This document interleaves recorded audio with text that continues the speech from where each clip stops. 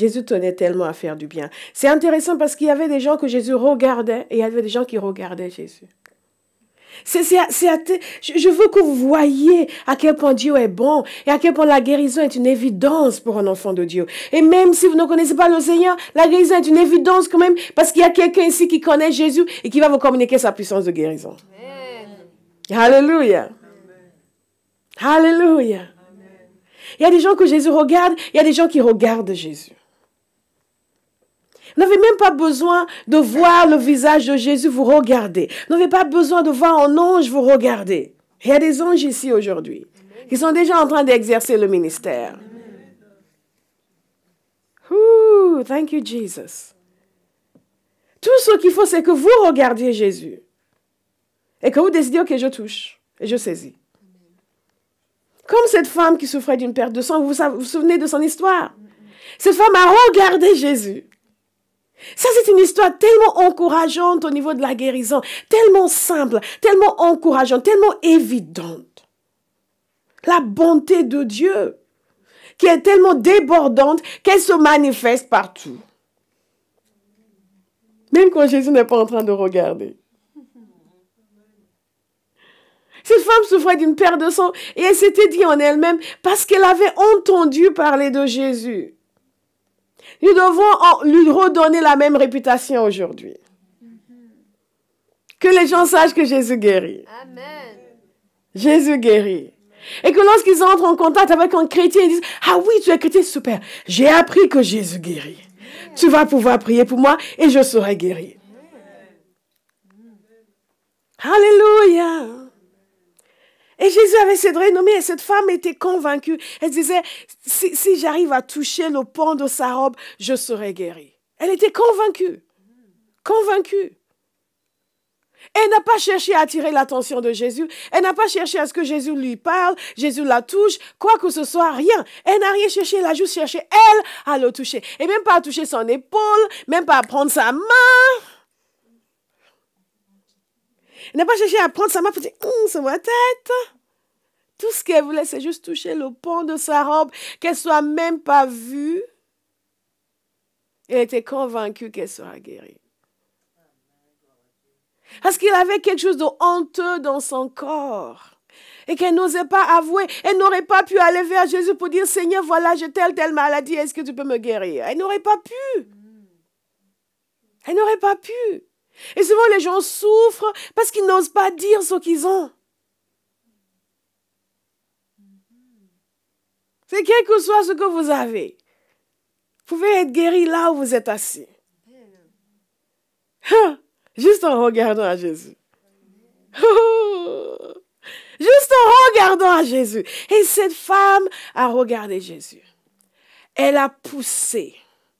Partout, elle a poussé, elle est entrée dans la foule, elle a trouvé le moyen d'arriver jusqu'à lui et elle a touché le bord de sa robe, tellement imperceptible. Mais la puissance, dites la puissance. La puissance. La puissance. La puissance est sortie de lui. En réponse à un toucher presque imperceptible. Parce que ce qui compte pour Dieu, c'est le cœur. C'est le cœur qui va vers lui, qui dit, OK, je saisis, je prends. Glory to God. Est-ce que tu saisis? Je saisis. Est-ce que tu prends? Et je prends. Là où tu es, tu prends. Tu prends ta guérison. Glory to God. Hey! Oh, Jesus. Je suis émerveillée par cette histoire. Et elle a saisi. Et elle a été guérie. Et c'est là où Jésus s'en est rendu compte. Jésus n'est pas allé faire une veillée de prière chez elle. Non. Donc, il était en route chez quelqu'un d'autre. Il allait chez quelqu'un d'autre. Elle n'était pas du tout dans son planning. Quelqu'un d'autre était venu lui demander, viens guérir ma fille. Et il allait chez lui.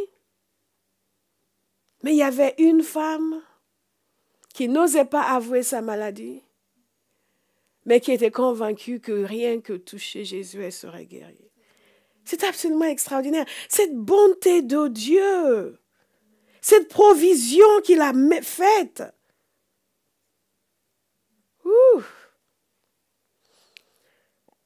Et après, Jésus a demandé, bien sûr, qui m'a touché, et ses disciples, que Dieu les bénisse,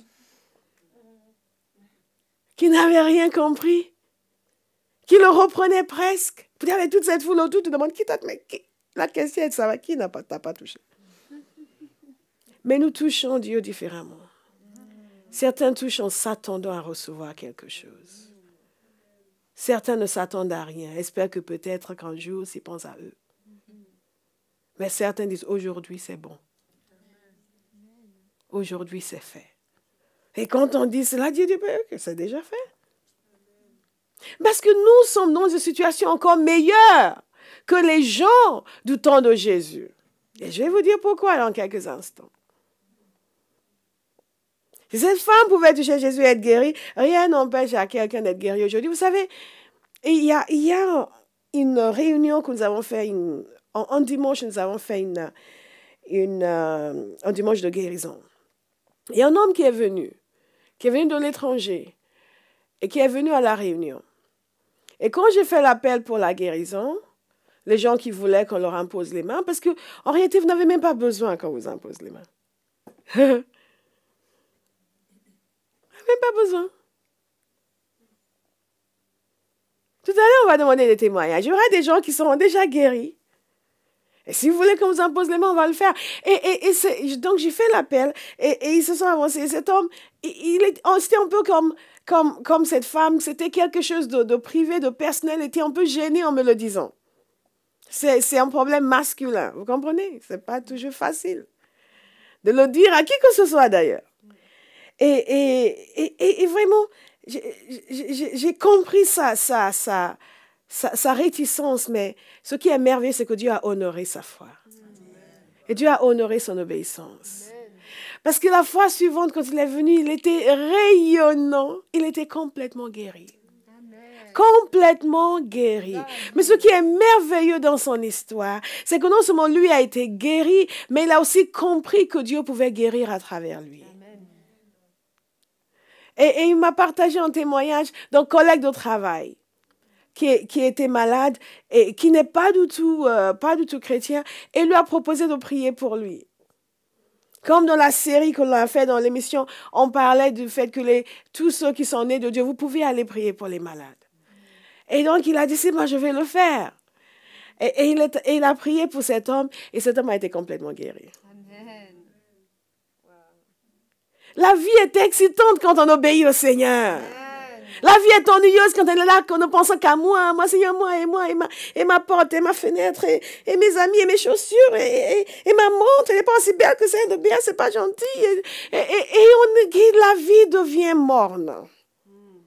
Mais quand on pense à ce que Dieu manifeste sa puissance à travers nous, là, on ne se lasse pas de se réjouir. Amen. On ne se lasse pas de se réjouir.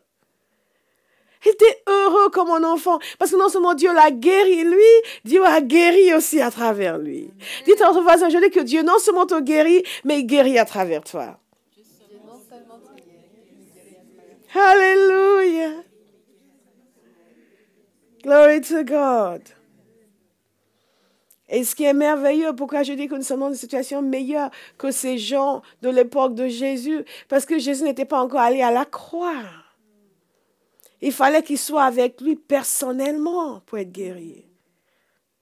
Il fallait qu'il soit dans la présence physique de Jésus, ou que quelqu'un soit dans la présence physique de Jésus. L'officier qui était allé voir Jésus, son fils malade n'était pas, mais lui était allé pour lui. Et ce qui est merveilleux, vous savez à quel point Dieu est bon? Jésus lui a simplement dit de rentrer chez lui, que son fils allait vivre.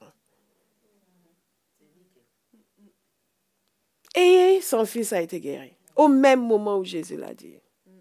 Est-ce que Dieu est bon? Oh, Jesus! La bonté de Dieu.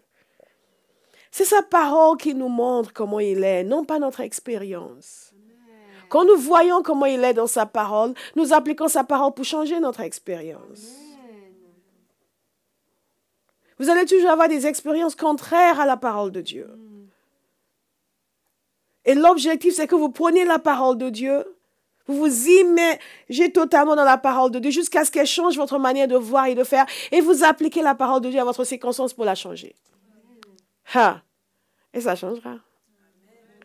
Ça changera. Amen. Jésus a dit que la montagne vous obéira. Ce qui est intéressant, c'est que Jésus n'a pas dit que la montagne obéira à Jésus. Il a dit que la montagne nous obéira.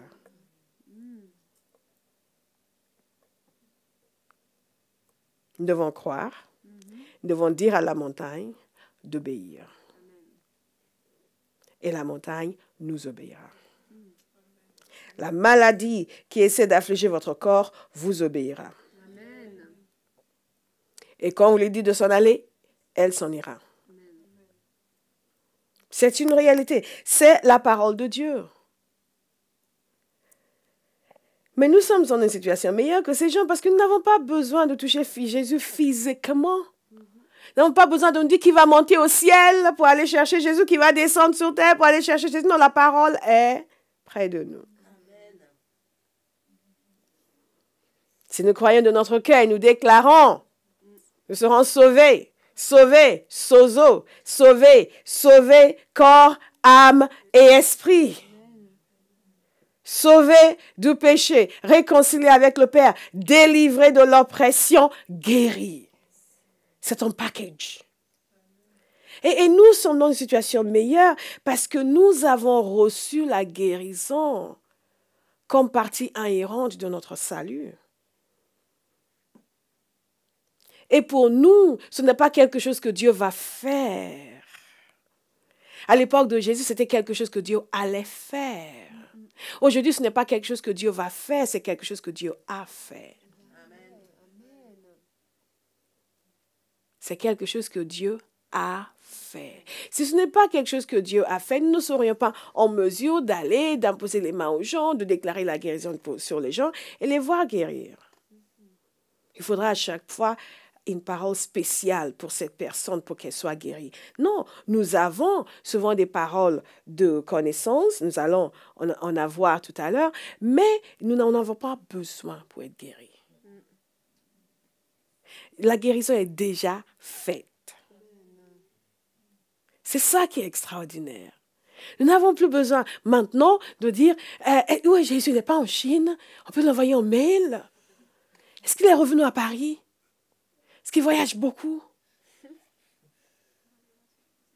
Et comme nous faisons parfois avec des serviteurs de Dieu, on va faire la queue devant sa porte à 5 heures du matin pour qu'il prie pour nous. Non, non, non, c'est déjà fait. C'est déjà fait. Est-ce que vous croyez que c'est déjà fait? Et parce que c'était déjà fait, c'est Pierre et Jean, quand ils allaient au temple, n'ont pas hésité quand ils voyaient cet homme, le boiteux, qui était assis devant la porte appelée la Belle, et il demandait de l'argent. Et il ne savait pas qu'il y avait quelque chose de mieux. Et aujourd'hui, il y a des chrétiens qui ne savent pas qu'il y a quelque chose de mieux. Tout ce qu'ils demandent à Dieu, c'est l'argent. Ils ne savent pas qu'il y a quelque chose de mieux. Et il y a même des gens qui hésitent à tout recevoir de leur guérison parce que ça vous l'a dit qu'il y a un chèque qu'ils ne vont plus recevoir. Oui, mais ils pensent que je suis bien maintenant, ils ne vont plus m'aider. Est-ce que vous savez que Dieu a mieux pour vous que l'argent? Et cet homme, il cherchait de l'argent parce que ses attentes étaient à ce niveau-là. Et Pierre et Jean lui ont dit, écoute, ce n'est pas l'argent qu'on a à te donner, mais on a quelque chose. Vous avez quelque chose. Vous avez quelque chose à donner. Au nom de Jésus-Christ de Nazareth, lève-toi et marche. Et le prenant par la main, il le fit lever. Au même instant, ses pieds et ses chevilles devinrent fermes.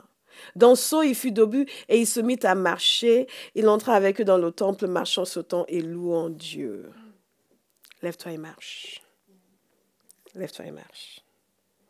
C'était pas compliqué. C'était pas 3 veillées de prière. C'est juste lève-toi et marche. Qui a besoin de l'entendre ce matin? Lève-toi et marche. Lève-toi et marche. Lève-toi et marche. Lève-toi et marche. Ce n'est pas compliqué. Avec un mot, une parole, Jésus guérissait. Avec une parole, ils ont amené la guérison à cet homme. Lève-toi et marche. Et ils l'ont pris, ils l'ont aidé à se lever. Et la force est venue en ce moment-là. Pas pendant qu'il était assis, mais pendant qu'il a accepté de se lever pour marcher.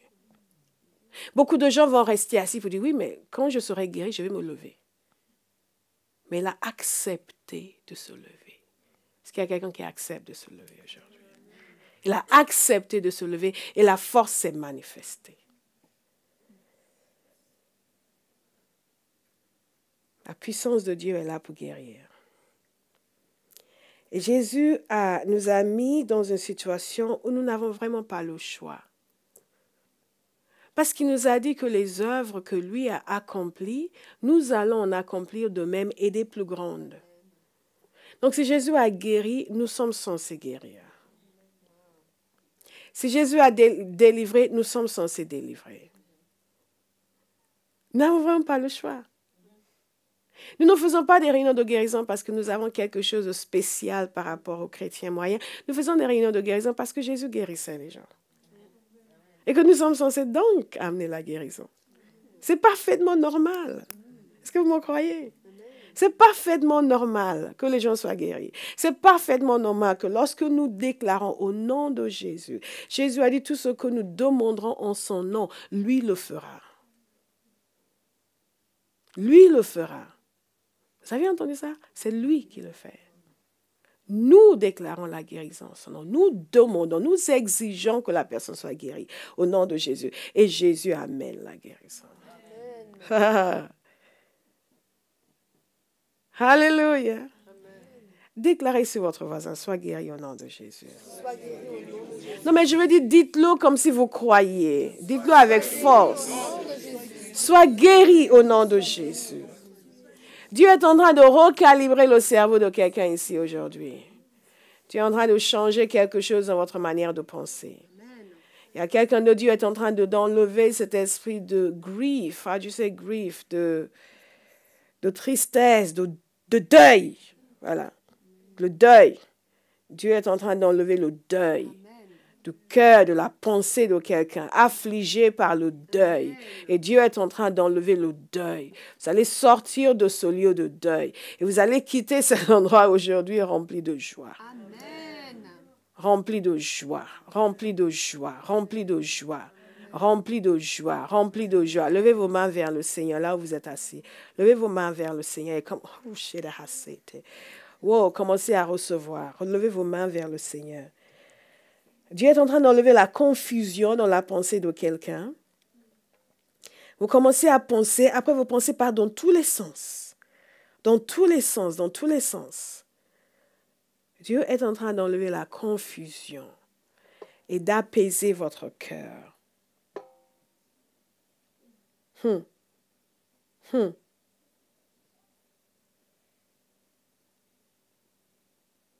Il y a quelqu'un qui a la douleur dans les articulations.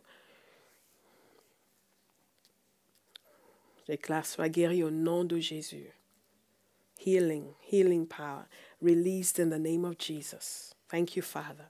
Yes, Lord. Yes, Lord. Yes, Lord. Healing power, released in the name of Jesus. Released in the name of Jesus. Healing power, released in the name of Jesus. Il y a quelques années de cela, il y a de longues années de cela, lorsque je venais d'arriver en France et je n'avais pas une église, et j'allais dans différentes églises, mais je ne trouvais pas une église charismatique comme je connaissais. Et je me retrouvais dans des églises très traditionnelles, mais tous les dimanches, je cherchais. J'ai fini par trouver une église évangélique, très calme, C'était gentil, mais je cherchais le feu. Et moi-même, je commençais à perdre mon feu. Mais j'allais régulièrement parce que pour moi, ne pas aller à l'église, la question ne se pose même pas. Et je continuais à chercher. Et je ne connaissais personne, en fait. Je ne connaissais aucun chrétien à Paris. Aucun. Et je cherchais. Tous les gens autour de moi me trouvaient bizarre parce que j'allais à l'église, mais ce n'était pas grave. Et un jour, dans ma chambre, je priais, dans ma chambre d'étudiant, une fille a fait irruption. Et elle a dit, Hello, I'm Margaret. Et moi, j'étais là, Yes, sir, and who are you? Dans ma tête. Et après, je l'ai accueillie. Et elle m'a invitée dans son église. Je suis allée avec elle dans son église et c'était une église charismatique. Mais ce jour-là, il y avait un orateur. Et quand cet orateur a commencé à parler, quelque chose s'est réveillé à l'intérieur de moi.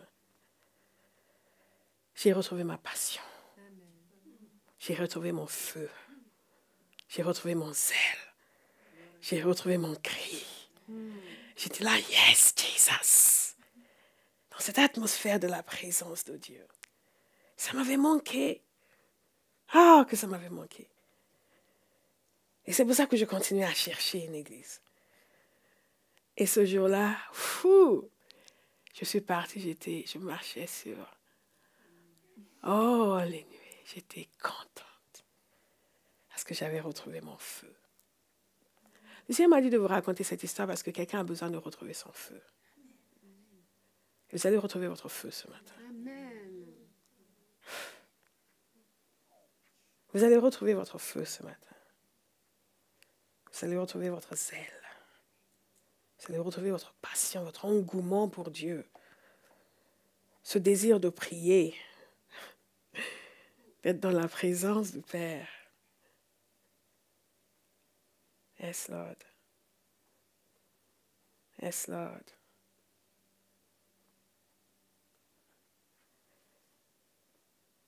J'ai demandé de vous attendre au Seigneur maintenant.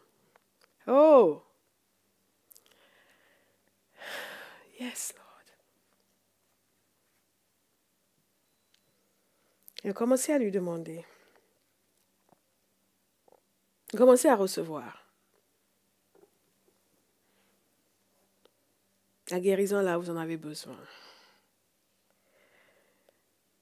Et commencez à redonner à votre corps de se mettre en accord avec la parole de Dieu.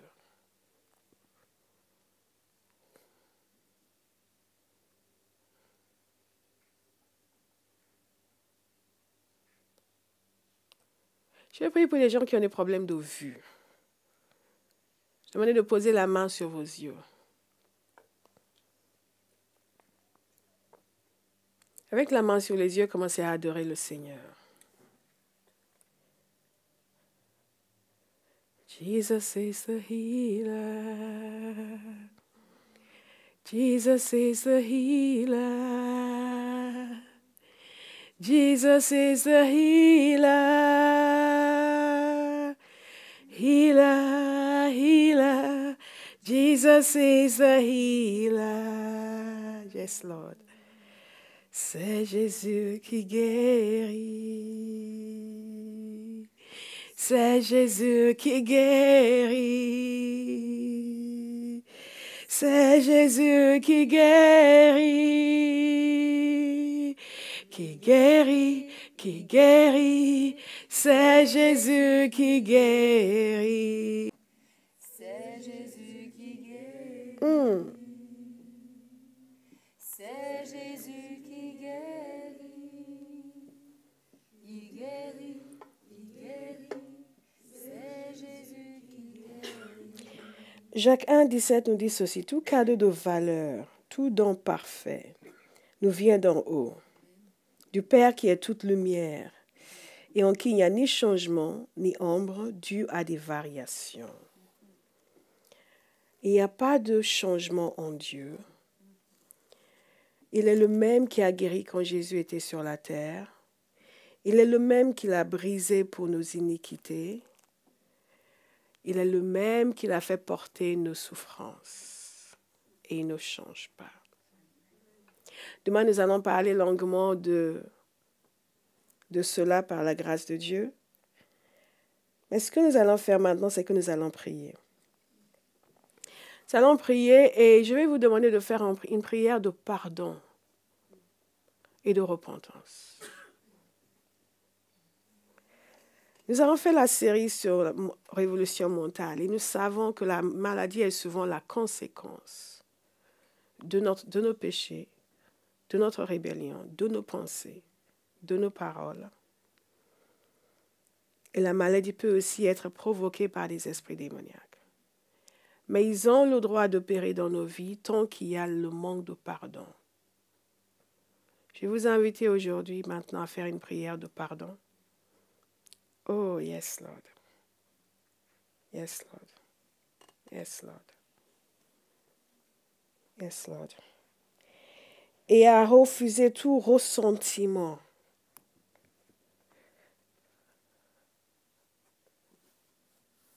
Yes, Lord. Le ressentiment. Quand vous pensez à quelqu'un, comme à l'intérieur de vous, c'est... Je vais vous inviter à déposer tout ça aujourd'hui devant le Seigneur.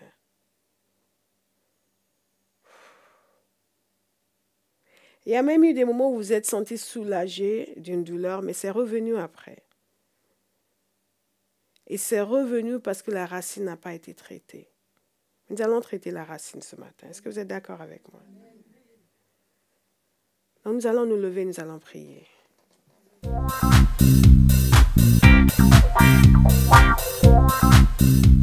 Je vais partager brièvement mon témoignage.